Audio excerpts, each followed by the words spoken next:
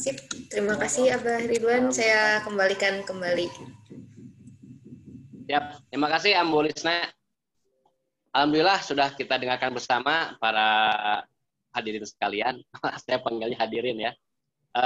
Mas PWA yang ini memang kita akan rutin untuk putarkan setiap kali ada sesi ini karena di sana ada sebuah kalimat yang menarik.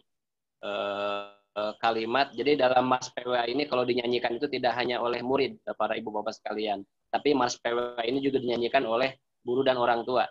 Nah, pada bagian terakhirnya itu dinyanyikan oleh guru dan orang tua, itu ada kalimat seperti begini. Yang tak mau belajar, tak pantas mengajar. Nah, kita semua ada di sini sebagai guru ya. Bagaimana mungkin kita berharap anak didik kita belajar kalau kitanya sendiri tidak memberikan contoh gitu. Nah, oleh karena itulah terima kasih kepada para ibu dan bapak sekalian bisa ikut gabung di sini, kita belajar bareng-bareng supaya kita bisa menunjukkan pada siswa kita juga kalau kita juga mau terus belajar. Nanti ilmu kita bisa bertambah dan kita bisa manfaatnya kita bisa teruskan kepada anak didik kita. Nah, para hadirin sekalian, kali ini kita akan belajar tentang gamification. Bagaimana membuat pelajaran itu jadi seperti main game gitu. Nah, sebagai perolos, saya akan jelaskan suatu ketika saya ngecek ke anak saya sendiri. Kan anak-anak kita sekarang sering main game ya. Kemudian saya kasih HP gitu, kemudian saya tes, ternyata dia itu sanggup bermain HP sampai dengan 1 jam main game. Lalu kemudian ketika dia ngaji, nah saya tes, dia itu ngajinya ternyata hanya 5 menit. Dari situ saya langsung ajak dia untuk berkontemplasi, dan akhirnya ternyata anak saya itu sadar kalau iya ya main game itu ternyata banyak. Sementara kalau ngaji itu sedikit banget. Nah, tapi di sisi lain dari adanya tes itu saya kepikir juga, kenapa ya anak-anak kita kok seneng banget dengan game? Sementara kalau ngaji yang itu udah jelas-jelas akan bisa membuat kita masuk surga, ya, bila dilakukan dengan ikhlas. Kalau dengan main game kan kalau ikhlas belum tentu ya, kecuali kalau gamenya yang memang kita setting untuk bernilai ibadah dan bernilai ini ya, mendidik ya. Betul kan Pak Eko ya? Nah kalau ini, nah sekarang kita jangan mau kalah juga gitu. Kita jangan kalah dengan game-game yang bisa membuat anak kita itu sampai asik berjam-jam. Sementara kalau untuk kegiatan belajar atau mengaji kok hanya bisa kuatnya sampai 5 menit atau paling banter 15 menit. Gitu. Nah, untuk itulah kita akan belajar hari ini. Kita akan belajar gamification. Bagaimana mengemas sebuah kegiatan, dalam hal ini pembelajaran, itu dikemas dengan menarik sehingga menjadi seperti layaknya asiknya sebuah game. Dan oleh karena itu, maka kita undang kali ini yang akan berbicara adalah seorang ini tokoh yang gamification banget, Pak Eko, namanya Mas Eko. Apa kabar Mas Eko? Ya, nanti beliau akan langsung menjelaskan seperti apa itu gamification, bagaimana kita bisa mengubah pembelajaran yang mungkin notabene-nya membosankan, tiba-tiba menjadi sesuatu yang asik dan anak-anak bisa senang mengerjakannya. Nah, itu mungkin prolog dari saya. Tanpa banyak waktu lagi, saya akan langsung persilahkan kepada Mas Eko untuk memaparkan seperti apa gamification dan mungkin nanti silakan diarahkan aja Pak. Kita ini bagaimana nih supaya bisa menjadi seorang gamification yang jago seperti Mas Eko. Demikian para ibu bapak sekalian, yuk kita sama-sama dengarkan pemaparan dari Mas Eko. Mas Eko, saya serahkan kepada Mas, silakan. Ya. Assalamualaikum warahmatullahi wabarakatuh. Waalaikumsalam warahmatullahi wabarakatuh. Bapak, terima kasih. Mbak Lisna, terima kasih. Bapak Ibu sekalian, saya izin sore ini untuk belajar sama-sama. Mungkin sebelum mulai, perkenalkan nama saya Eko Nugroho. Saya salah satu muridnya Kang Irfan. Nah, saya belajar banyak sama Kang Irfan. Mohon maaf Pak, Mas Eko suaranya ya? Agak kecil. Oke, sebentar. Saya coba perbaiki. Nuhun. Assalamualaikum warahmatullahi wabarakatuh. Sekarang sudah lebih baik, Bapak Ibu? Ya, lebih baik, Mas. Waalaikumsalam warahmatullahi wabarakatuh. Oke, sebentar saya kayaknya harus mematikan ini beberapa hal di sini supaya tidak mengganggu. Oke, bismillahirrahmanirrahim. Assalamualaikum warahmatullahi wabarakatuh. Sekali lagi perkenalkan nama saya Eko Nugroho, Bapak Ibu. Saya izin untuk belajar sama-sama sore ini. Kebetulan saya juga salah satu muridnya Kang Irfan. Jadi kalau diminta sama Kang Irfan sama tim, ya sebagaimana layaknya murid ya, kalau gurunya diminta sama gurunya kan jadi kehormatan. Jadi kehormatan bisa ada sore ini. Jadi terima kasih buat kesempatannya, Mbak Risna, Ibu Bapak Guru sekalian. Mungkin sore ini saya tidak banyak. Mungkin kita ngobrol aja ya Bapak Ibu. Mungkin ada beberapa hal yang ya buat kita diskusikan sama-sama aja. Jadi mungkin kita santai aja, kita coba obrolin beberapa hal dan mungkin kita bisa diskusi 1-2 hal yang mungkin mudah-mudahan bisa kita manfaatkan sama-sama ya Bapak Ibu. Jadi sekali lagi izinnya adalah saya izin untuk belajar lah bareng-bareng gitu. Nah, untuk mulai diskusi mungkin saya juga izin mungkin mulai presentasi sedikit lah, atau ini mungkin bahan diskusi kita sama-sama. Mungkin pertanyaannya tadi yang Pak Ustadz juga tanyakan, sebenarnya kan gimana nih anak-anak kalau main game kan bisa senang lama-lama, kalau diminta belajar atau ngaji sebentar aja udahan gitu ya. Udahan gitu ya. Dan tapi mungkin pertanyaan besar juga harus kita tanyakan juga. Dulu waktu kita anak-anak juga kayaknya mah sama ya, Pak. Setidaknya mah saya sama. Kalau disuruh main mah seharian, kalau disuruh ngaji mah harus dikejar-kejar. Sama, Pak. Gitu. Jadi pertanyaannya kenapa bisa kayak gitu? Tapi mungkin pertanyaan besarnya mungkin yang pengen dibagi sore ini, kalau boleh izin kita ngobrol. Mungkin nggak sih kita menghadirkan bahagia belajar, gitu kan? Jadi maksudnya mungkin ini kan yang jadi pertanyaan kita sama-sama ya Bapak Ibu. Kalau anak-anak apa ya? Kalau ya kalau anak-anak senang belajar kan harusnya mau belajar berapa lama aja kan nggak akan pusing gitu kan. Tapi kalau mereka mungkin belum menikmati ya susah juga gitu kan. Jadi pertanyaan besarnya mungkin nggak sih kita menghadirkan bahagia belajar. Sebenarnya ini kan pertanyaan dari lama ya Bapak Ibu. Semua orang juga pengen anaknya bahagia belajar gitu. Dan apalagi di masa sekarang. Siapa sih orang tua yang nggak pengen kalau anaknya bahagia belajar? Siapa sih guru yang nggak pengen kalau anaknya bahagia belajar? Tapi sampai saat ini kan jadi masih misteri gitu loh. Ini gimana? Termasuk saya ya Bapak Ibu, saya punya putri. Sekarang hampir 6 tahun gitu ya. Ini juga pertanyaan buat saya pribadi. Jadi intinya saya izin mungkin sore ini kita ngobrolin pertanyaan ini sama-sama lah. Jadi menghadirkan bahagia belajar, mungkin nggak sih? Gitu. Nah, kalau yang saya pahami Bapak Ibu,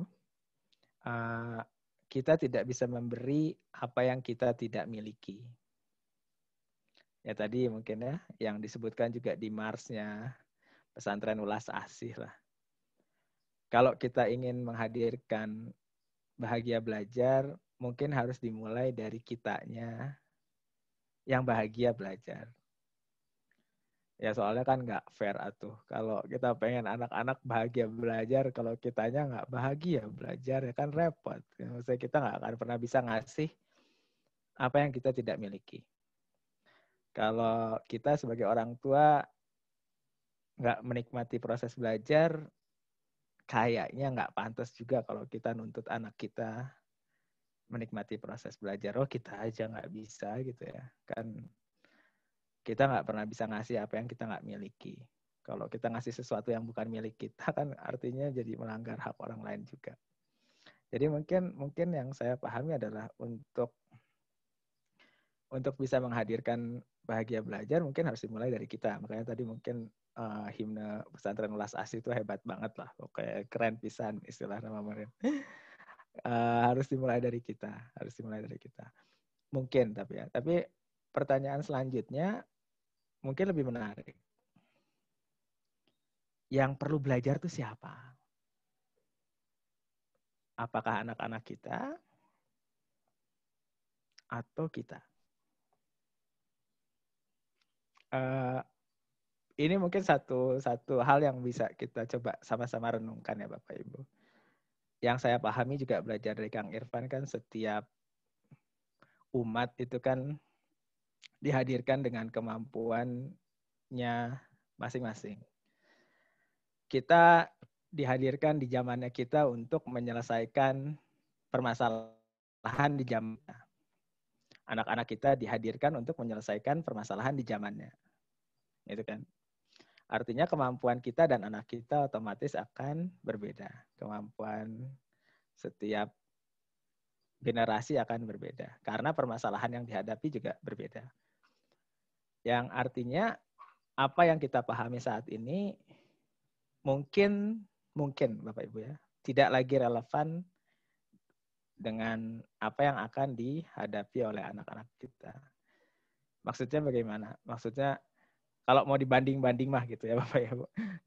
Kalau saat saya gitu ya Bapak Ibu, waktu saya 7 tahun, 6 tahun main teh masih main lalayangan gitu.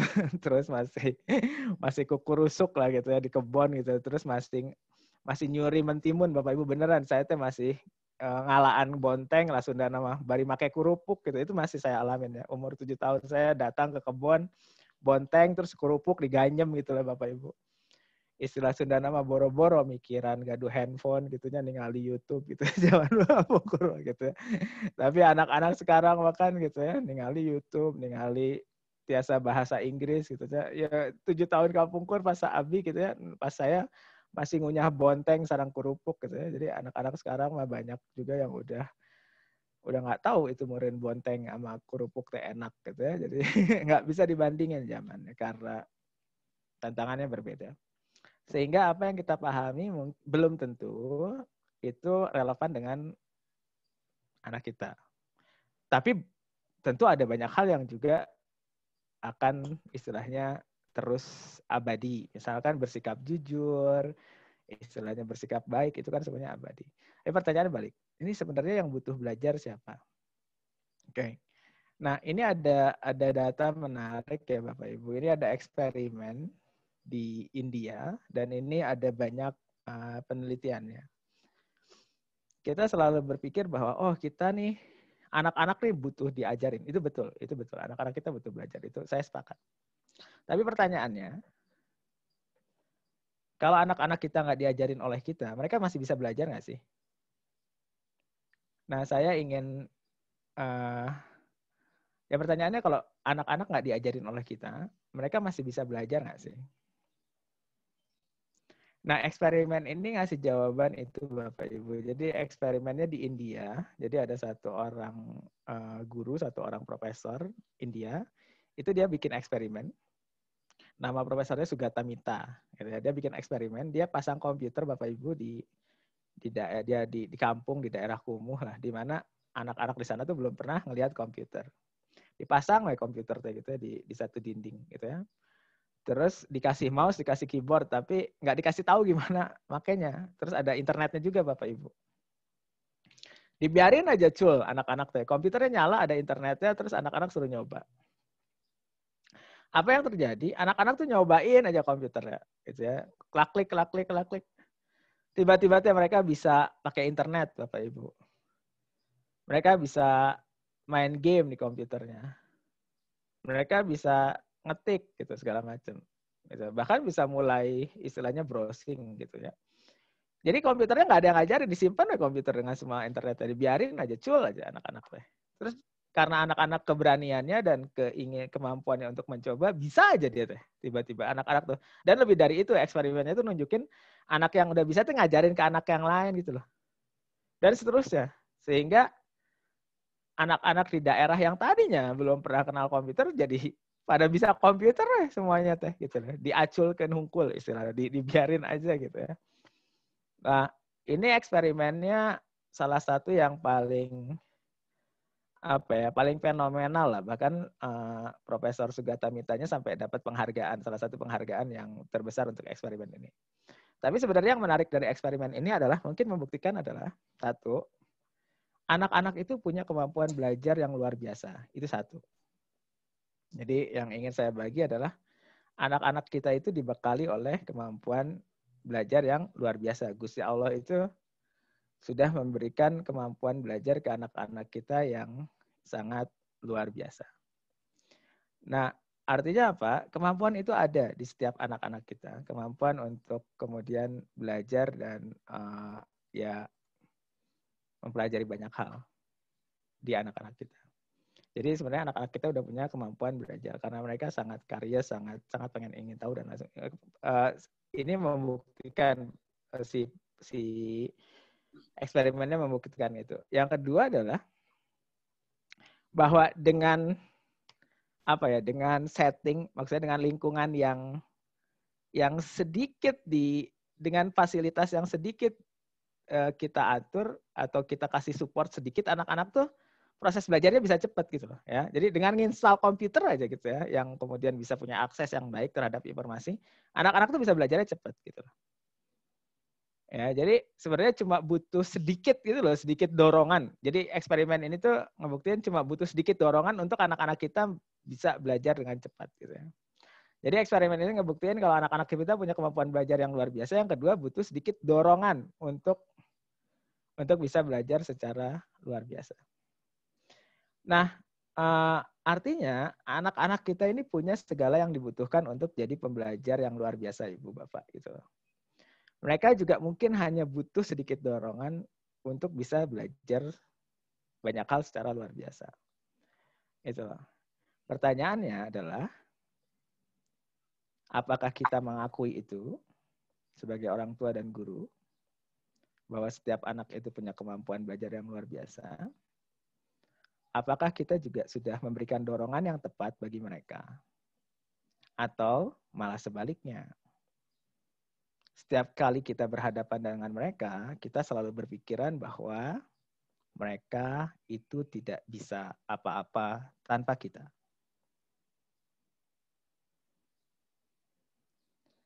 Dan kita merasa bahwa tanpa kita, mereka tidak akan pernah bisa apa-apa.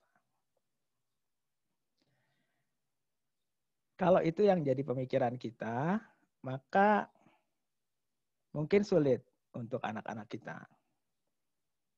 Bahkan ini bukan satu hal yang baru Bapak Ibu. Pablo Picasso itu pernah nulis Bapak Ibu. Pablo Picasso, seniman terkemuka di berabad-abad lalu, beliau nulis, setiap anak adalah artis katanya. Artinya orang yang kreatif, orang yang bisa berkreasi. Orang yang bisa mencipta banyak hal, maksudnya artis. Every child is an artist, kata Picasso. Tapi masalahnya adalah gimana bisa tetap jadi artis kalau dewasa. But the problem is how to remain an artist when we grow old, kata dia. Jadi masalahnya adalah gimana kita bisa tetap jadi artis kalau dewasa. Pablo Picasso nulis itu dari zaman dulu, Bapak Ibu. Jadi anak-anak kita ini orang-orang yang luar biasa, individu-individu yang luar biasa. Mereka berkreasi, mereka berani, mereka mau mencoba banyak hal, mereka mau belajar banyak hal, mereka mau melakukan banyak hal. Tapi masalahnya gimana mempertahankan semua kehebatan itu ketika mereka dewasa. Bapak Ibu, mungkin masalahnya adalah orang-orang di sekitarnya bukan artis. Jadi susah jadi artis kalau dewasa. Jadi susah mungkin anak-anak tetap bisa kreatif kalau di sekitarnya tidak kreatif. Mungkin susah kalau anak-anak kita mau mencoba hal baru kalau orang-orang di sekitarnya tidak berani mencoba hal baru. Susah mungkin bagi anak-anak kita untuk menikmati membaca kalau dia tidak pernah melihat orang-orang di sekitarnya menikmati membaca. Susah mungkin anak-anak kita menikmati mengaji. Kalau kelihatannya orang sekitarnya ngaji itu susah dan berat. Mungkin itu satu hal yang setidaknya buat saya pribadi jadi catatan Bapak Ibu. Sehingga sebenarnya kalau komitmen kami di keluarga, saya dan istri komitmennya kami tidak akan pernah menyuruh, tapi mengajak. Jadi kayak tadi Bapak Ustadz cerita soal ngaji. Saya tidak menyuruh anak saya ngaji Bapak Ibu, tapi saya berusaha menunjukkan kalau ngaji itu menyenangkan. Saya bisa ngaji di sofa, saya ceritain kalau di Quran itu ada banyak cerita luar biasa. Dan ada banyak hal baik di sana. Jadi saya coba mengajak bahwa ada banyak kegembiraan di segala aktivitas belajar. Dan saya sepenuhnya merasa gembira kalau ngaji. Jadi balik lagi. Pertanyaan besarnya adalah tadi, ya, ini siapa yang butuh belajar? Karena anak-anak kita sebenarnya punya kemampuan belajar. Mungkin kalau dari perspektif saya adalah karena anak-anak kita nanti hidupnya di masa depan dan mereka punya segala kemampuan buat menyelesaikan permasalahan di masa depan, mungkin tugas kita lah untuk belajar bersama mereka. Itu. Jadi spirit saya, mohon maaf mungkin kita bisa sepakat nggak sepakat ya Bapak Ibu. Saya ini selalu cerita ini sama Kang Irfan juga, sama Akang juga banyak nggak sepakatnya, tapi mungkin ini bagian dari belajar gitu ya. Tapi saya selalu cerita kita bisa nggak sepakat. Tapi maksud saya selalu beranggapan tugas kita sebagai orang tua dan mungkin guru adalah untuk belajar bersama anak-anak kita. Tapi menariknya, ini juga mungkin bukan hal baru Bapak Ibu. Karena bukankah itu juga yang ditekankan ya oleh founding father kita, oleh Ki Hajar Dewantara. Beliau kan yang mengingatkan, katanya ingarso sung tulodo. Kalau di depan yang ngasih teladan. Kalau anak-anak kita belum mampu apa-apa, ya kita kasih teladan. Pas anak kita masih kecil nggak bisa apa-apa, ya kita kasih teladan. Kita di depan. Tapi begitu anak-anak kita udah mampu melakukan sesuatu, ing madio mangun karso. Kalau di tengah, ya ngasih semangat, sejajar. Yuk semangat belajar. Yuk semangat belajar. Nanti pas anak-anak kita udah dewasa, udah besar, mereka akan punya kemampuan yang jauh lebih baik dari kita. Itu harus kita akuin. Dan tugas kita kan emang tuturi handayani, di belakang ngasih dorongan. Gak ada salahnya juga ngasih penghormatan. Mengakui segala kelebihan. Karena sebenarnya kalau kita ingin dihormati kan harus memulai dengan menghormati yang lain. Kita selalu menekankan ke anak-anak kita untuk menghormati, untuk menghormati, untuk menghormati. Mungkin kita bisa mulai dengan menghormati mereka. Dan ini kan yang diajarkan oleh Bapak pendidikan kita. Artinya apa? Artinya mungkin untuk menghadirkan belajar yang bahagia itu sebenarnya tugas kita nggak susah. Selagi anak kita belum mampu ya kasih teladan. Kalau anak kita udah mampu ya kasih semangat. Kalau anak kita udah sangat-sangat mampu, kasih hormat, kasih doa, kasih dorongan. Mungkin itu. Jadi mungkin tugas kita yang pertama untuk menghadirkan proses belajar yang bahagia, mungkin adalah jadi orang tua dan guru yang memanusiakan. Yang artinya menganggap sepenuhnya bahwa setiap anak, setiap siswa adalah manusia seutuhnya. Yang punya kemampuan belajar yang luar biasa. Loh ini Mas Eko katanya harus ngomongin game gitu ya. Ini kapan ngomongin game ya malah jadi kayak ceramah kuliah 7 menit gitu ya. Karena untuk urusan gamenya itu sangat mudah Bapak Ibu. Saya yakin Bapak Ibu punya segala kemampuan buat itu. Tapi landasan kita untuk bisa menghadirkan itu yang mungkin mesti kita sama-sama kembangkan.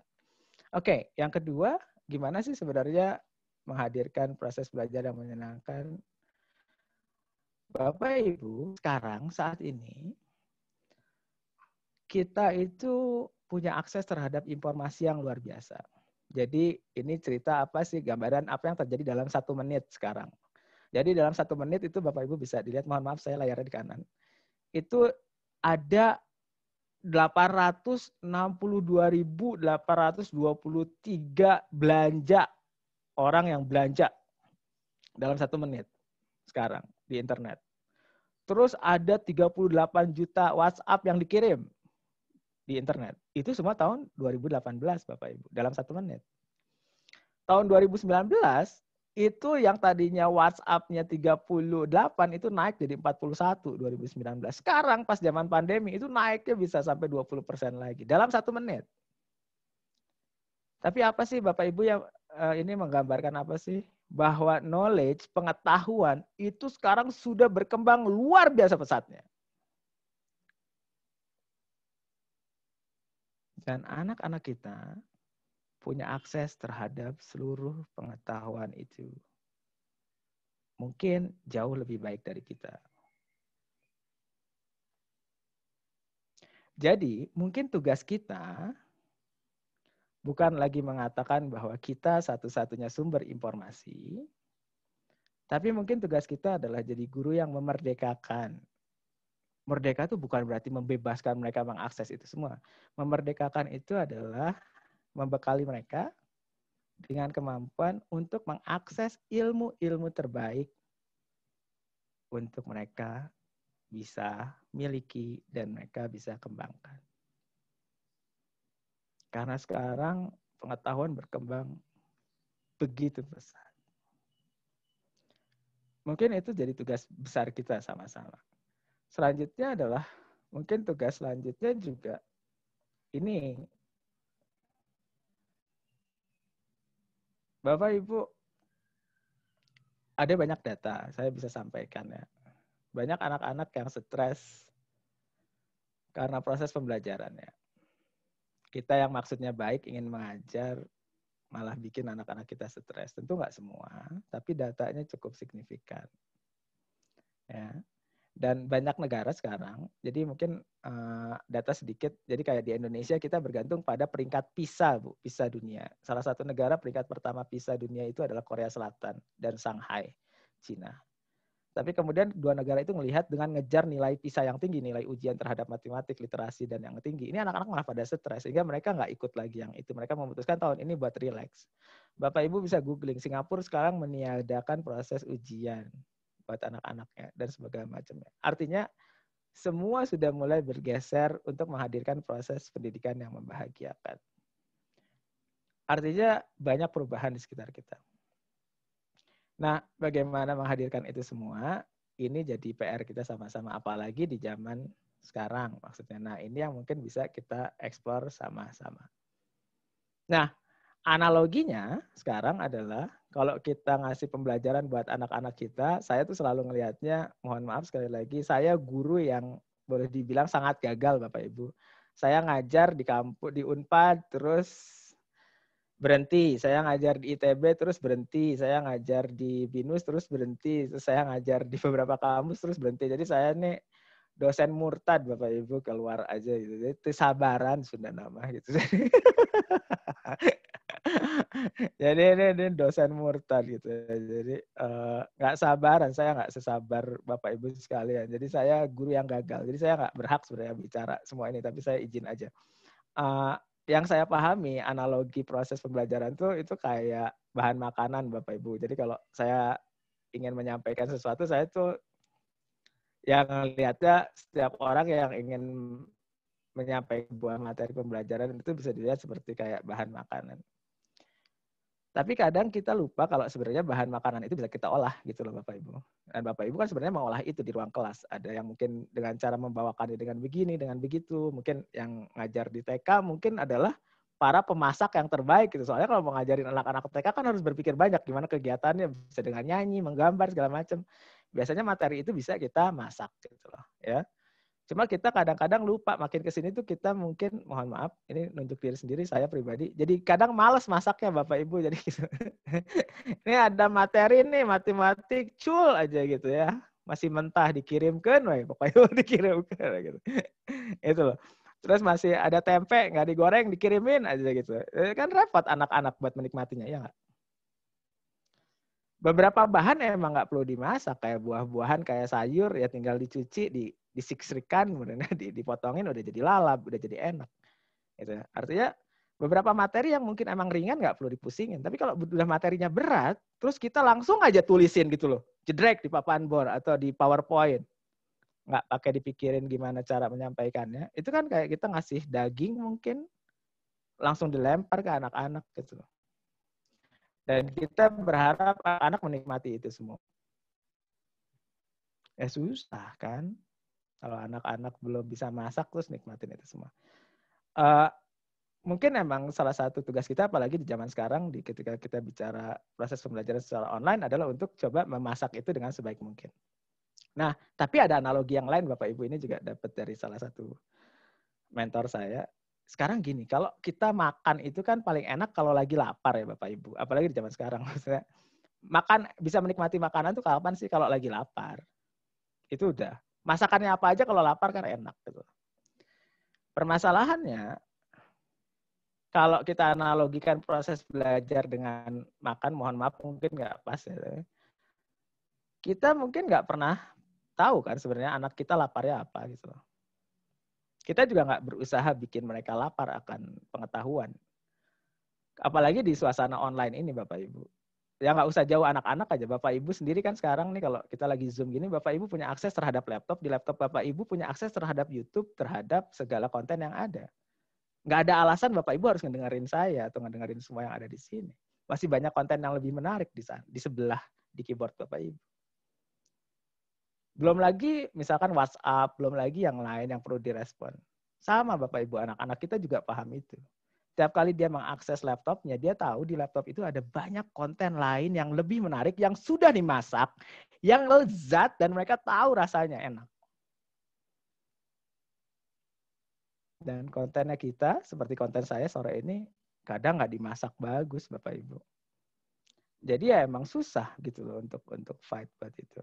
Tapi kalau emang anak-anak kita lapar, misalkan lapar dengan ilmunya kita, tertarik dengan ilmunya kita, insya Allah mereka pasti mau makan, ya nggak sih? Cuma permasalahannya mungkin kita nggak pernah menceritakan ke mereka kenapa mungkin proses pembelajaran kita bikin lapar atau menarik buat dimakan sama-sama. Nah mungkin itu PR kita sama-sama ya Bapak Ibu. Nah untuk itu mungkin kita sekarang bisa coba nih kalau Ibu Bapak berkenan ya. Jadi tadi di WhatsApp saya izin, yuk kita coba sedikit deh. Mungkin nggak sih kita ngelakuin sesuatu, mungkin nggak sih kita masak sesuatu gitu loh. Secara online ini, jadi saya izin kita eksperimen ya Bapak Ibu. Memasak online ini. Jadi silahkan Bapak Ibu di Zoom ini ada fasilitas annotate namanya. Jadi silahkan Bapak Ibu coba. Jadi silahkan coret-coret aja Bapak Ibu di sini. Jadi gunakan fasilitas annotate-nya. Kalau Ibu Bapak berkenan, siapa aja silahkan coret-coret layar ini dengan mengarahkan mungkin di atas apa ya, saya beda, mohon maaf. Ini saya pakai 2 layar, jadi saya nggak bisa sama-sama. Tapi kalau Bapak Ibu di Zoom-nya itu di bagian atas, Zoom-nya itu ada namanya tuh meeting control. Jadi kalau di atas meeting control Bapak Ibu itu ada annotate, ada gambar kayak pensil. Kalau Bapak Ibu berkenan, tolong dicoba diklik aja gambar annotate-nya untuk dicoba. Kemudian Bapak Ibu bisa coret-coret layar ini kalau berkenan. Jadi kalau Bapak Ibu ada gambar papan hijau gitu, gitu. Nah itu Pak Ibnu udah nyoba ya, silakan itu. Nah ini Ibu Evi juga udah nyoba, jadi silakan coret-coret aja ya. Jadi silakan coret-coret aja. Terima kasih, ini sah. Bapak Ibu percaya atau enggak, anak-anak kita udah tahu lebih banyak dari kita. Jadi yang ngajarin saya annotate anak-anak kita. jadi yo kan resep gitu loh kan kalau kita harus. Ya, oke, Bapak Ibu sudah ya dapat semuanya annotate ya. Oke, Bapak Ibu boleh annotate nanti sebanyak-banyak. Nah, di annotate itu saya mungkin izin, itu ada teks, Bapak Ibu bisa nulis kata-kata, ada draw, pasti ngegambar ya. Terus ada stamp, itu ngasih kayak tanda stempel. Tapi kita sekarang cuma menggunakan yang yang draw aja ya Bapak Ibu gitu loh. Terus kita juga bisa hilangkan semuanya. Nah gitu. Saya bisa hilangkan semuanya seketika gitu loh ya. Jadi Bapak Ibu boleh coret-coret, nanti saya bisa bersihin sendiri gitu ya. Nah, tapi sekarang semua yang sudah yang di handphone juga ada annotate-nya Bapak Ibu, tapi kan kalau di handphone mah kan pakai nah ini kayaknya Ibu Nita di handphone nih. Jadi pakai telunjuk kan jadi gede gitu. Jadi gede enggak apa-apa ya. Jadi kalau tapi dicobain aja. Oke, kenapa saya pengen cerita pakai annotate? Ini salah satu fitur yang mungkin bisa kita gunakan untuk memasak materi pembelajaran kita. Mungkin ya, nanti masih banyak hal yang lain. Teknologi ngasih kita kesempatan. Cuma yang satu yang saya pengen utarakan adalah banyak orang tua dan guru yang kemudian sibuk, harus belajar apps ini, harus belajar apps ini, harus belajar apps itu. Banyak pisan apps yang harus dipelajari saat ini. Jadi bingung gitu loh, ini gimana ya supaya ngasih pembelajaran yang baik buat anak-anak, sedangkan masih banyak yang harus dipelajari. Yang pengen saya tawarkan adalah mungkin kita bisa berangkat dari apps yang paling penting yang biasa Bapak Ibu gunakan. Kalau biasanya pakai Zoom, ya udah kita manfaatkan aja semua fitur Zoom buat memasak materi kita seoptimal mungkin. Gampangnya gitu. Ya. Dan juga mungkin tools-tools yang lain supaya Bapak Ibu guru nggak perlu sibuk tentang banyak hal gitu. Terus balik lagi, kita bisa sepakat nggak sepakat. Sekarang tuh di luar sana tuh banyak para ahli yang saya pikir jauh lebih ahli dari saya. Itu tuh ngasih tahu Bapak Ibu guru tuh sekarang tuh harus pakai ini, apps ini, harus pakai Kahoot, harus pakai Quizzes, harus pakai ini. Oh, gamification apps tuh ini banyak pisan. Sampai kayaknya kalau guru-guru nggak paham apps itu tuh ketinggalan zaman gitu loh. Ya, dan jadinya guru tuh sibuk mikirin apps itu gitu loh. Padahal mungkin ada banyak hal yang bisa Bapak Ibu kerjakan dengan sederhana dan impact-nya bahkan mungkin lebih baik dengan cara yang biasa Ibu Bapak lakukan.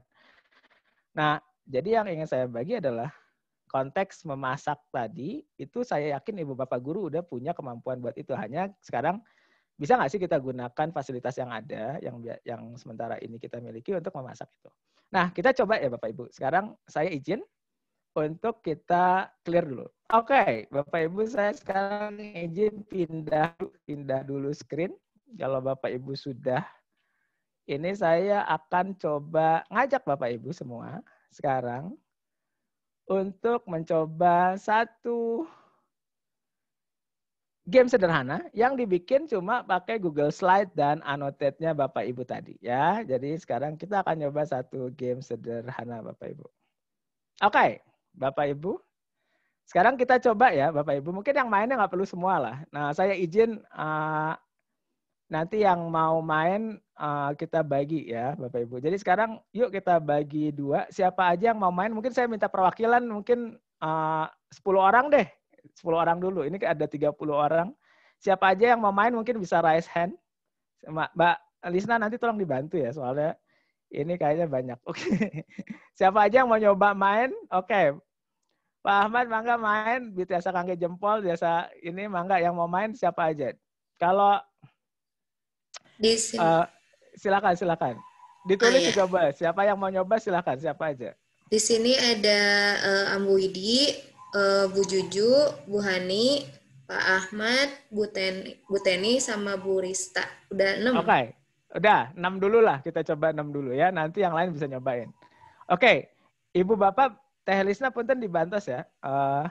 Ibu Bapak saya namanya Eko tapi nggak ngerti Jawa sama sekali. Jadi mendingan nyarios Sunda daripada nyarios Jawa gitu. Jadi ya.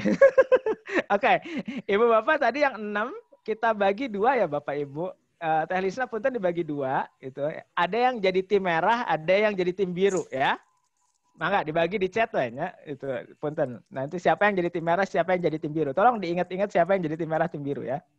Ini kita bisa main sampai 50 orang Bapak Ibu, tapi waktunya nggak cukup ya. Tapi kita nyoba aja ya. Ibu Bapak kita coba main ini sederhana. Oke, bagi 2 ya. Sekarang saya izin mulai game kita Bapak Ibu. Bapak Ibu, ini ceritanya kita semua bagian dari kelas lah Bapak Ibu. Anggap aja ini kita lagi izin Bapak Ibu jadi mungkin jadi pelajar SMP atau kelas 5 atau kelas 6 lah. Bapak Ibu, mungkin adik-adik punten. Ceritanya sekarang Bapak Ibu itu jadi tim, istilahnya jadi tim santri merah dan tim santri biru ya Bapak Ibu. Ini ada gambarnya merah dan biru di kiri kanan gitu ya. Mangga tadi udah dibagi tim ya.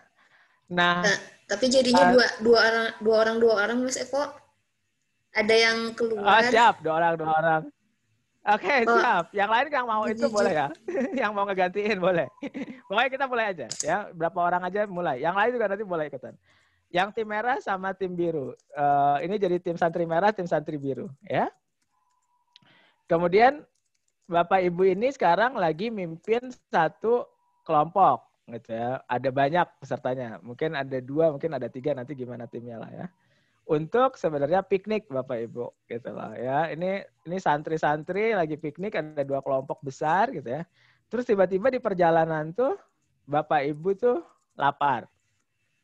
Kemudian di situ ketemulah dengan seorang pemilik kebun apel. Terus setelah ngobrol, boleh nggak minta apelnya Pak? Oh boleh, silakan Dek, gitu loh. Ambil aja sendiri, katanya. Kebetulan apelnya udah matang, udah dikasih izin, jadi Bapak Ibu boleh ngambil apel itu. Nah kemudian kebetulan Bapak Ibu sedang juga berlatih memanah gitu loh.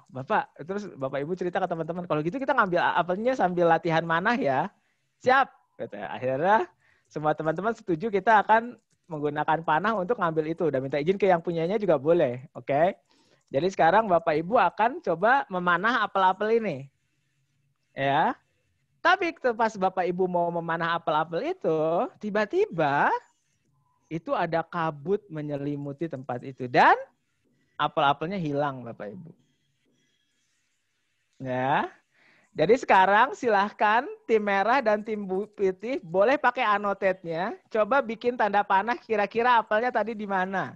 Ya, silahkan coba. Nah, kalau apelnya kena 2 panah itu baru jatuh ya. Silahkan pakai drawing aja Bu. Kalau pakai itu susah ya. Sok silahkan. Kalau apelnya kena 2 panah baru jatuh. Kalau 1 panah nggak akan jatuh ya. Mangga silahkan.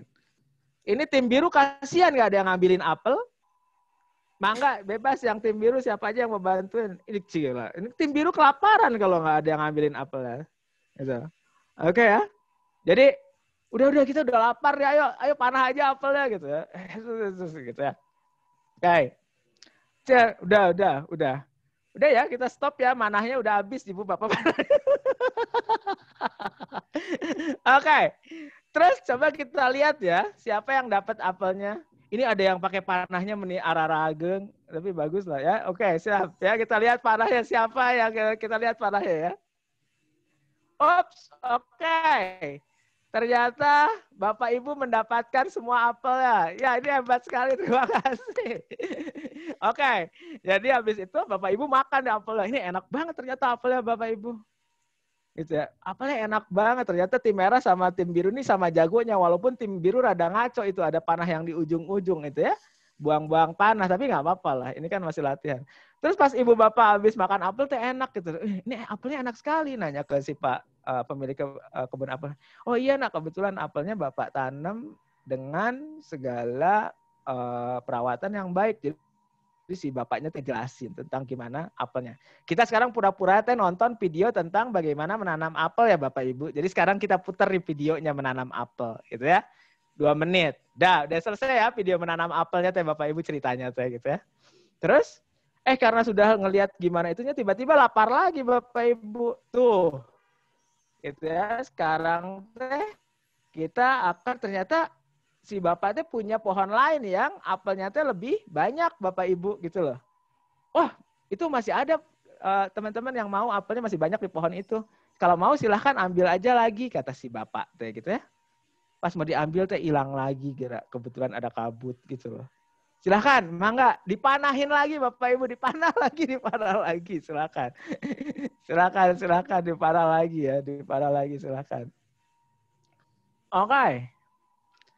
Coba kita lihat ya, tadi tim biru sama tim merah jagoan, tapi tim merah lebih tepat tadi ya. Sekarang cik orang tinggal di tim biru gitu ya, buang-buang panah nggak tim biru teh kita lihat ya. Oke, udah cukup Bapak Ibu panahnya udah mau habis kita teh gitu ya. Jadi kita lihat lagi. Tingali tuh gerak tim biru mah ya. Ada 1 apel tuh, cuma ku Pak Ibnu atau Bu Ibnu Hungkul dapatnya teh. Yang merah mah dapat semua, alhamdulillah terima kasih bari rada ngararaco oge manahnya ya Bapak Ibu gitu. Tapi yang biru masih kelewat 1. Jadi akhirnya beberapa apel didapat lagi ya. Akhirnya dimakan lagi. Wah, setelah makan apel, setelah kenyang, setelah belajar tentang tadi menanam pohon apel, akhirnya kita lanjutin perjalanan Bapak Ibu. Jadi terima kasih ini yang sudah makan pohon apel, makan apelnya gitu. Kita lanjutin perjalanan dan di perjalanan selanjutnya tuh kita kebetulan lihat pohon apel yang lain Bapak Ibu. Yang ini kebetulan di hutan. Jadi ini punya. Tapi ini tuh apelnya tuh kelihatan beda. Itu lebih manis. Tapi di pohon itu tuh banyak kucingnya juga Bapak Ibu. Gitu loh, ya. Jadi kumaha ini kita ambil jangan. Ambil aja. Cek pas mau diambil teh hilang. Tapi sekarang Bapak Ibu kalau sampai Bapak Ibu manah kucingnya, Bapak Ibu teh kehilangan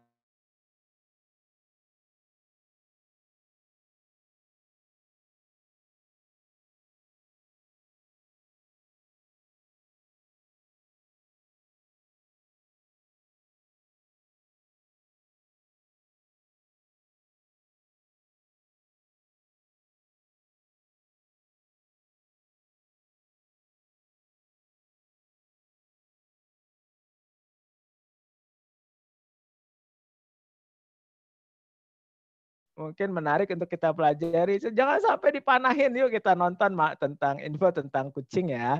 Kita ngobrol tentang kucing habis ini. Oke, setelah kita lihat video tentang kucing ceritanya gitu Bapak Ibu. Kita lanjutin lagi perjalanannya, terus kita tiba di satu daerah di mana kita ngelihat ada banyak penguin Bapak Ibu di situ tuh. Tapi penguinnya tuh lagi lari-lari Bapak Ibu gitu loh. Lari-lari karena dikejar-kejar sama rubah. Dan Bapak Ibu kemudian sepakat, kita tolong penguinnya, jangan sampai rubahnya nangkap penguin. Yuk kita bantu penguinnya yuk gitu. Pas Bapak Ibu mau bantu penguinnya tuh hilang, ketutup kabut. Bapak Ibu sekarang silahkan gambar tanda X di kotak-kotak yang ada rubahnya. Kalau sampai ada satu rubah yang lolos, Bapak Ibu minus nilainya. Kalau sampai ada penguin satu yang kena tanda X, Bapak Ibu minus semuanya. Jadi harus semua rubahnya hilang. Dan jangan sampai ada penguin yang lolos. Ya, kita lihat. Ya Allah, itu tim merah gerak. Semuanya aja ditandain X gitu ya. Ini sekalian mau nandain X penguin. Ini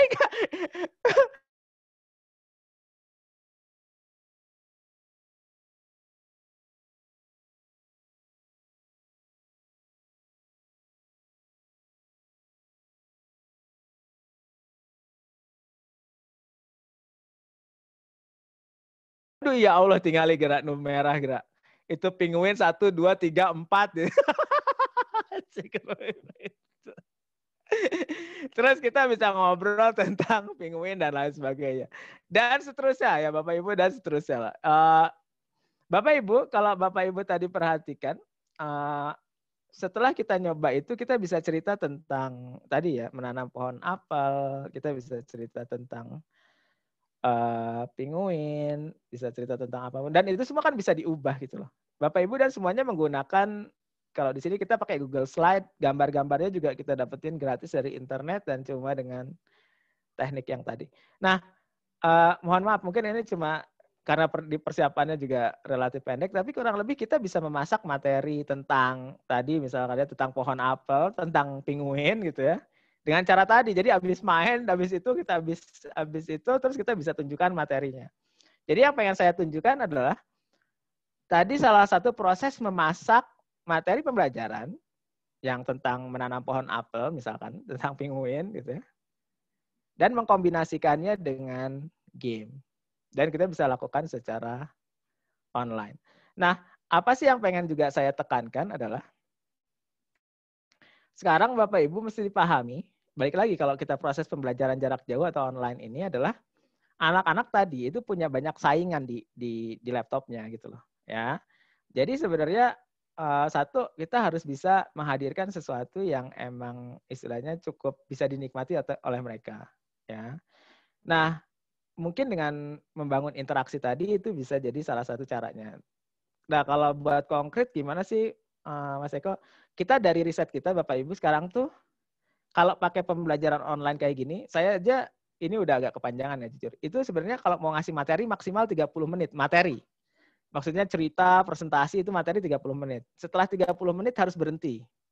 Harus ada interaksi. Interaksi itu maksudnya apa? Itu. Terus bisa lanjut lagi materi 30 menit. Terus harus ada interaksi lagi. Kalau anak-anak di bawah 10 tahun, totalnya tuh maksimal cuma bisa maksimal sampai 90 menit. Setelah 90 harus berhenti dulu, harus long break 1 jam baru bisa itu loh. Nah, jadi tadi kalau Bapak Ibu main yang tadi habis panah-panahan bisa dikasih tuh materi video 5 menit.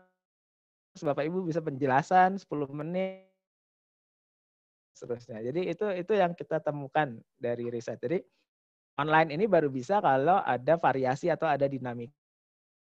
Itu satu. Yang kedua, sekarang juga anak-anak bisa belajar secara individu, artinya kita bisa mereka secara secara individu belajar sendiri. Nah, itu mungkin gambaran sedikit dan mungkin sebagai lanjutannya dan ini catatan ahli pendidikan yang sangat menginspirasi. Beliau baru aja meninggal beberapa minggu lalu, namanya Sir Ken Robinson. Ada satu bukunya Bapak Ibu yang bagus sekali, judulnya Creative Schools. Ini juga salah satu referensi saya. Di situ dituliskan tentang pandangan gimana supaya bisa membangun proses pembelajaran kreatif yang baik buat banyak pihak. Beliau tuh menulis sebenarnya adalah katanya kalau kita nggak siap buat salah, kita nggak akan pernah datang dengan sesuatu yang original. Dan kemudian yang lain yang beliau tulis adalah kreativitas itu sekarang sesuatu yang sangat penting untuk bisa kita hadirkan, seperti halnya juga literasi. Nah, tapi tantangannya kan sebenarnya kita nggak akan pernah bisa kasih sesuatu yang kita tidak miliki. Nah, kalau saya kemudian selalu kalau gitu gimana ya, Mas, supaya guru orang tua kreatif mungkin Bapak Ibu akan lebih sederhana kalau kita berpikirnya adalah kenapa kita nggak belajar kreatif bareng-bareng dengan siswa kita? Karena mungkin akan menyenangkan untuk belajar sama-sama. Mungkin itu aja, Teh Lisna. Mangga, mungkin semoga tadi memanah apel dan memanah kucingnya cukup menyenangkan buat dinikmati. Nuhun. Ya, atur nuhun Mas Eko. Aduh. Nuhun. Ternyata para guru-guru dan ini kejam-kejam ya, sampai ada kucing yang pinguin yang harusnya selamat malah mati juga. Wah, ini. Dan bubak yang harusnya mati malah lolos ya. Tapi para Bapak Ibu sekalian, kita sudah saksikan bersama ya betapa sangat pembelajaran yang dilakukan oleh Mas Eko, sampai-sampai tidak terasa 1 jam sudah hampir berlalu ini.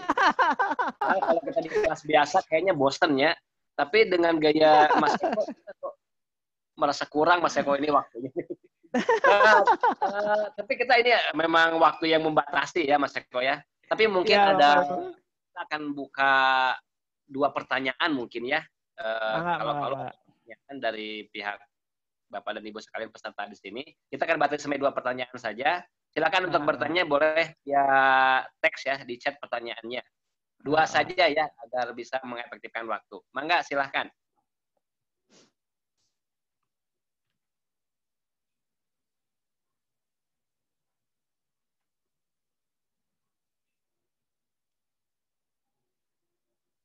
Bagaimana, ada yang mau? Boleh Ibu Sukma? Kalau mau bertanya silakan langsung saja Ibu Sukma. Mangga Ibu, mangga.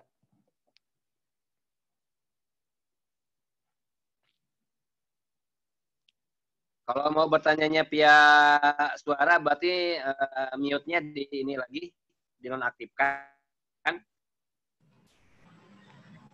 Boleh bertanya Pak? Mangga Silakan, Pak Ibnu, silakan. mangga. Pak Ibnu tadi yang nembak kucing ya, jadi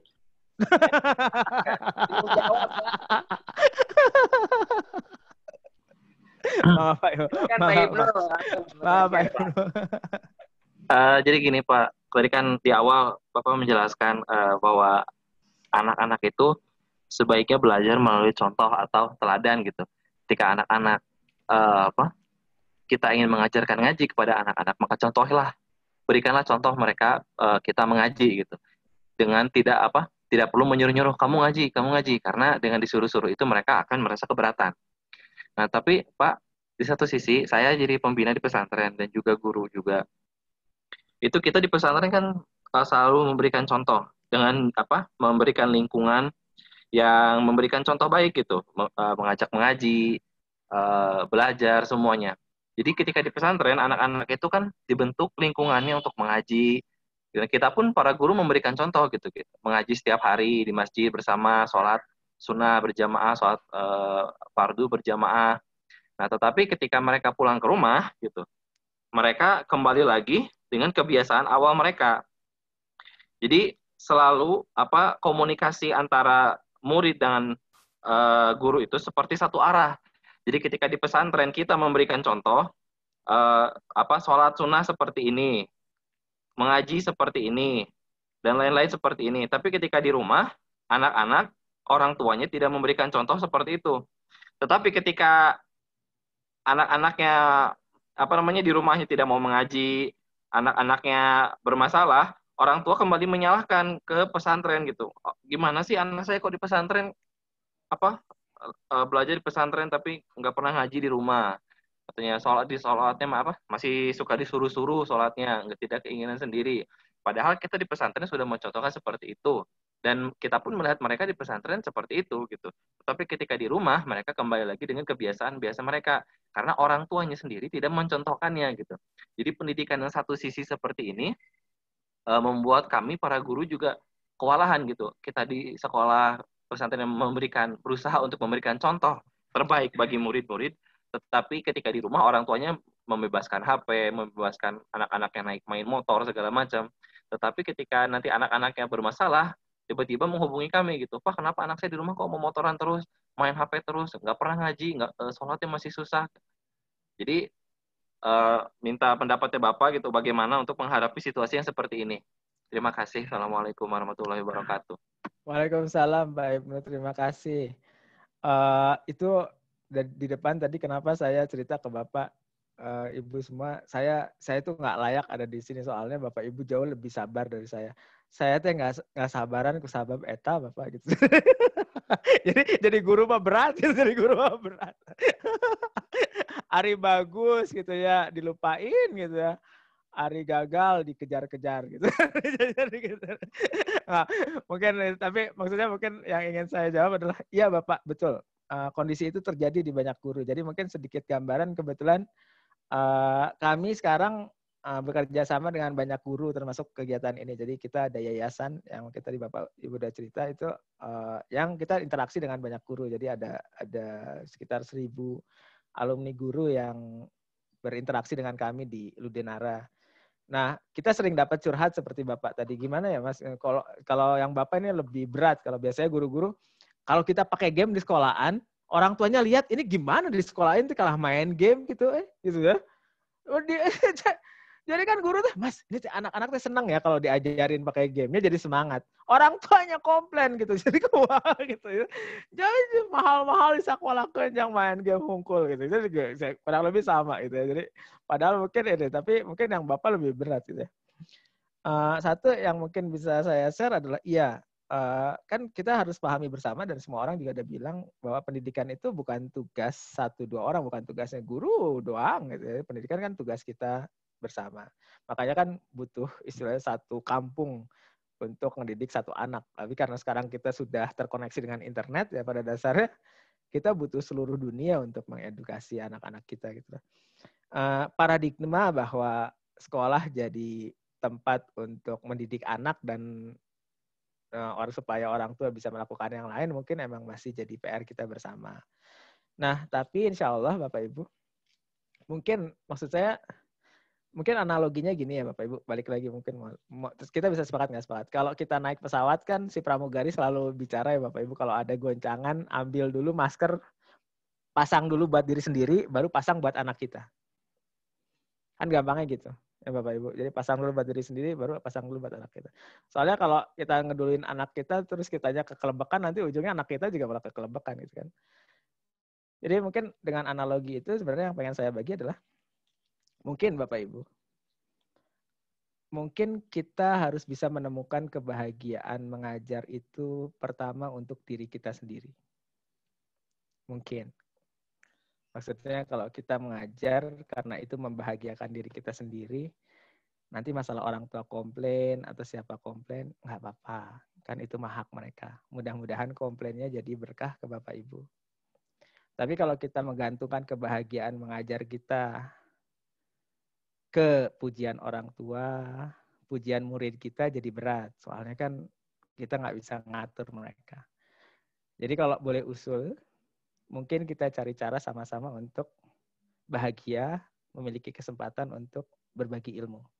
Masalah nanti orang yang kita bagi ilmunya, orang tuanya, atau sekelilingnya melihat hal yang lain, saya pikir itu hak mereka dan kita nggak bisa kontrol itu. Kita cukup lakukan apa yang kita yakini sebahagia mungkin, sebersyukur mungkin, dan lebih baik mungkin. Mungkin lebih mudah, mungkin ya Bapak Ibu. Tapi saya ngomong buat diri sendiri.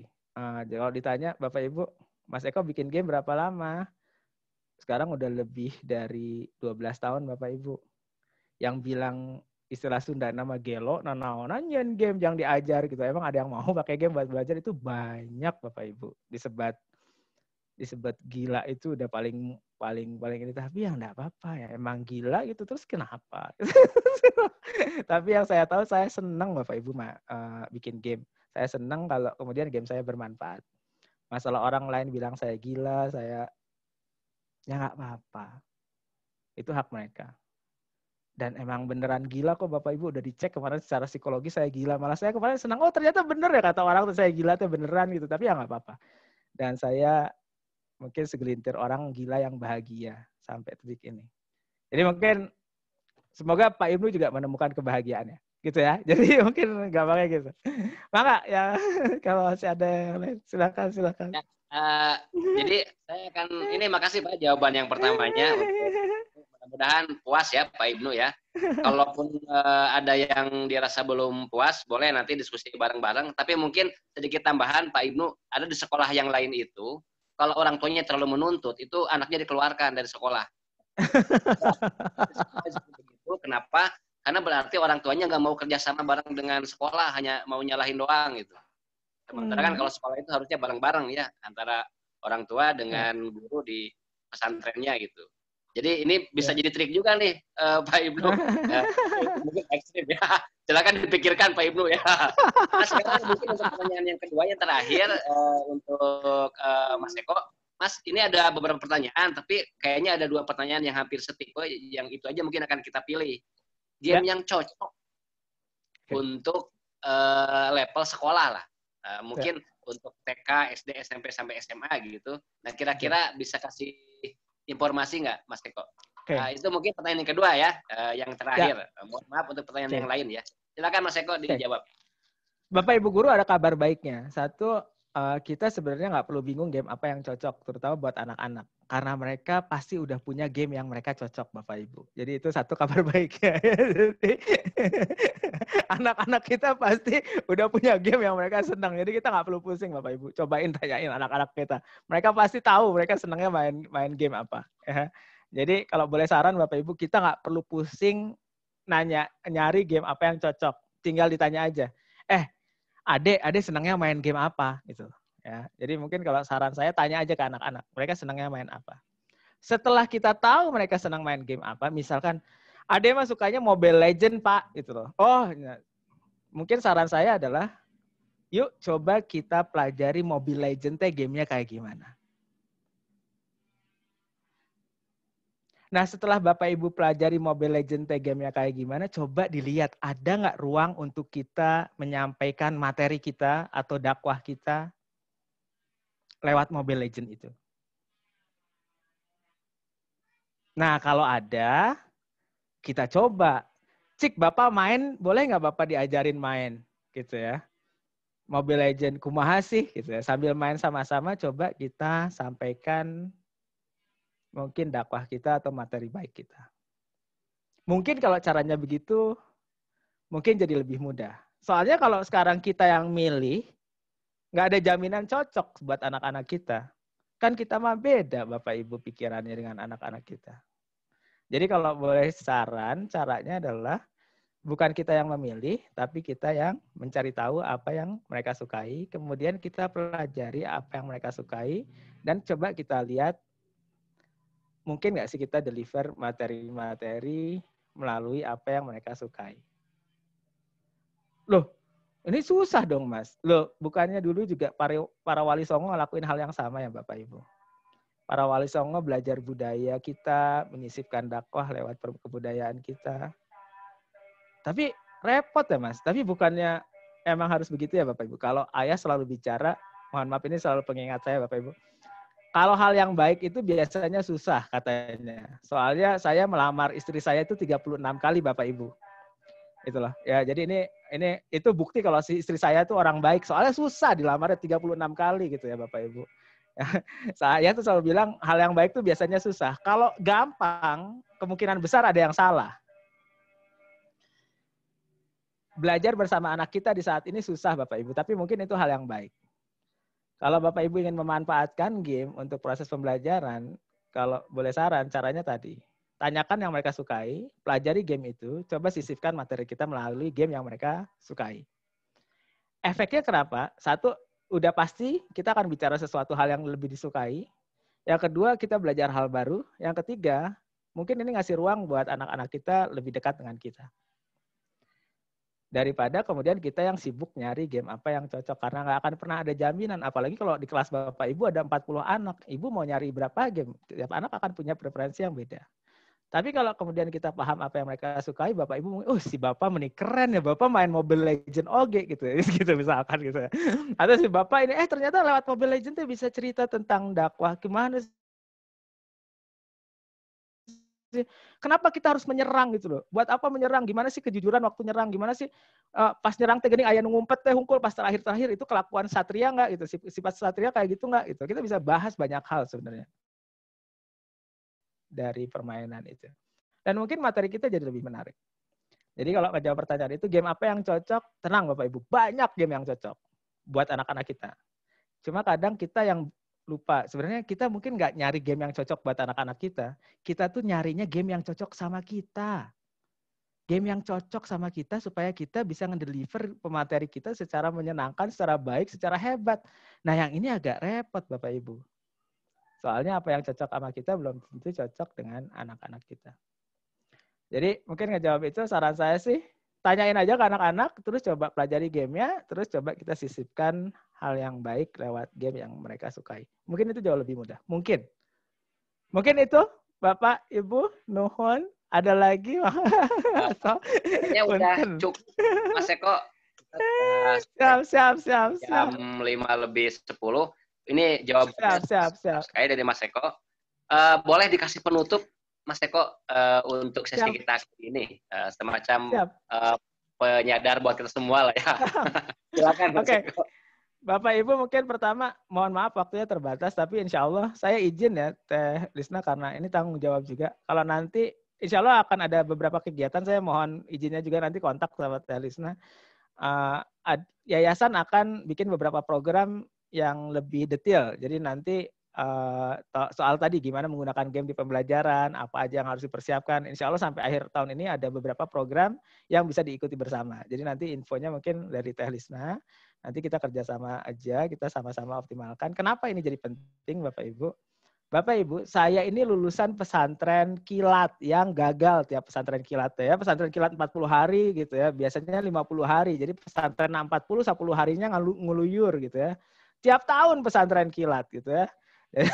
Ngeluyur kemana-mana. Tapi satu hal yang saya nikmati dari budaya pesantren adalah, Ibu Bapak, saya yakin sepenuhnya pesantren adalah salah satu fondasi pendidikan terbaik di Indonesia. Itu satu. Dan saya juga percaya sepenuhnya proses pembelajaran di pesantren adalah salah satu yang terbaik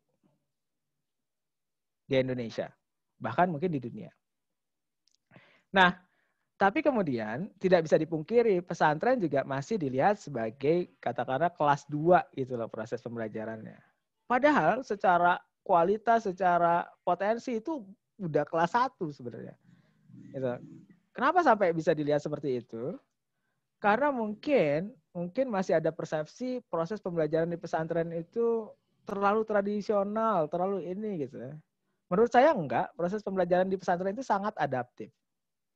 Saya bertemu banyak guru, banyak kiai yang luar biasa adaptif. Banyak lulusan santri yang sekarang jadi cendekiawan di internasional. Itu buktinya, artinya proses pembelajaran di pesantren itu luar biasa. Nah, saya pikir inisiatif-inisiatif seperti ini, Bapak Ibu, ini luar biasa. Tapi, kalau boleh izin, mengingatkan ke diri sendiri, inisiatif ini nggak ada gunanya kalau di diri kita nggak ada kebanggaan dan kebahagiaan menjadi bagian dari sistem pendidikan yang luar biasa ini. Jadi mungkin sebagai penutup, Bapak Ibu guru yang luar biasa. Bapak Ibu ada di sistem pendidikan yang luar biasa. Dan kalau Bapak Ibu bangga dan bahagia, insya Allah siswa-siswi Bapak Ibu juga akan bangga dan bahagia belajar bersama.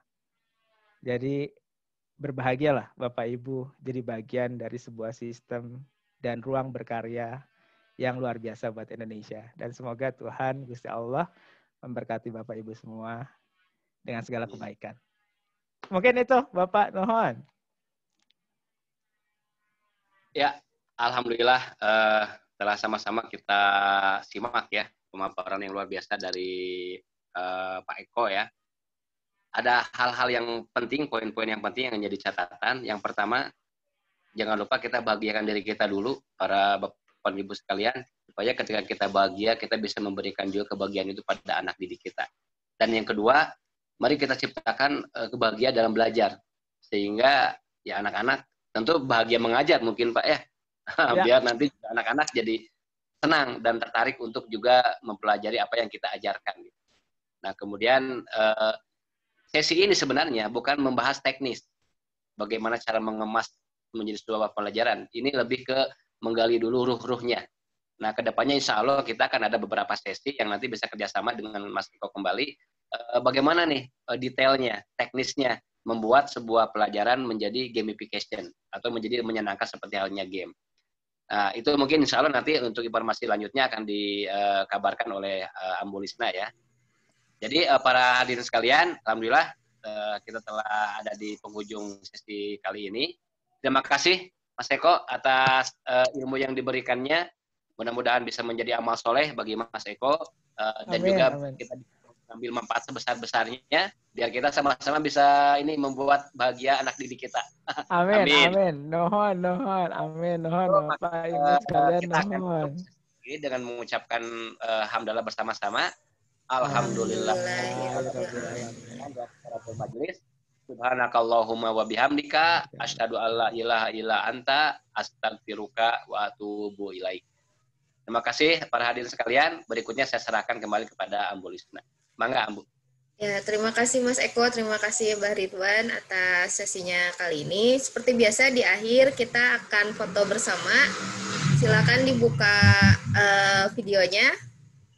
Dibuka videonya. Nah, nanti setelah difoto di terakhir boleh dibuka juga suaranya, boleh kayak memberikan satu patah dua patah lah buat Mas Eko sama Mbak Ridwan hari ini. Ya. Paling sekarang kita foto dulu. Silakan dibuka videonya sama-sama. Oke, sudah lumayan banyak.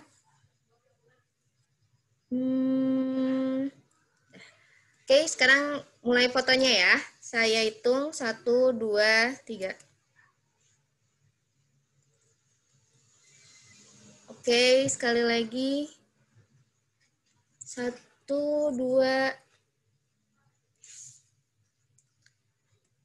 Nah, tapi mohon maaf nih. Kayaknya print screen-nya lagi error. Aduh, maaf. Tapi nggak apa-apa. Bisa. Itu pasti salah saya, Teh Lina. Setiap kali saya dipoto pasti print screen orang error. Jadi ibu bapak saya minta maaf. Ini gara-gara saya. Coba saya matiin, Gira ya. Sok, Teh Lina cobain lagi. Pasti jalan, Gira ya. Sok, coba ya. Coba. Tetap Mas Eko, saya baru ingat soalnya emang dari pagi saya juga pas ngajar print screen-nya error terus. Kayaknya sering dipencet tiap hari. Tapi nggak apa-apa. Mungkin sesi selanjutnya aja sesi boleh satu patah dua katanya say hi buat Mas Eko-nya misalnya. Mas Eko makasih ya udah hadir hari ini. Nuhun, Talisa, nuhun, Ibu Bapak, nuhun. Nuhun Mas Eko. Nuhun, Ibu, nuhun. Terima kasih Mas Eko. Terima kasih Mas Eko. Nuhun. Oke, dadah semuanya ya. Silakan bisa kita masing-masing ya. Nuhun. Talisa pamit ya, Pak Ridwan pamit. Nuhun. Ya, makasih Mas Eko. Terima kasih semua. Ya, Assalamualaikum semua. Waalaikumsalam Warahmatullahi wabarakatuh.